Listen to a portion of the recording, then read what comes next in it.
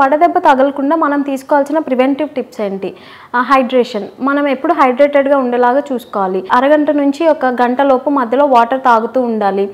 Tender coconut water లాంటివి తీసుకోవాలి. And barley water, Amla juice ఒక గ్లాస్ ఆఫ్ వాటర్లో కలిపి దానికి కొంచెం సాల్ట్ యాడ్ చేసి అండ్ జాగరీ యాడ్ చేసి అది తీసుకోవచ్చు. అలాగే మన బాడీకి చలవ చేసే వెజిటబుల్స్ అండ్ ఫ్రూట్స్ మనం డైట్లో ఇంక్లూడ్ చేసుకోవడం.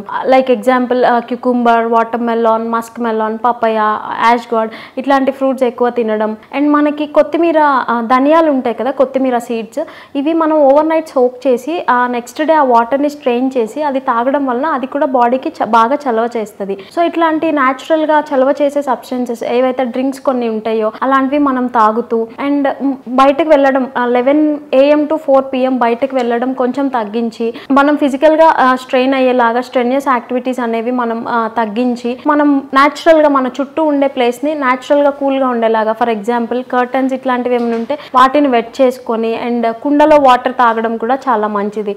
సో ఈ టిప్స్ అన్ని ఫాలో అయితే మనం ఈ వడదెబ్బ అనేది తగలకుండా మనల్ని మనం ఈ సమ్మర్లో కాపాడుకోవచ్చు.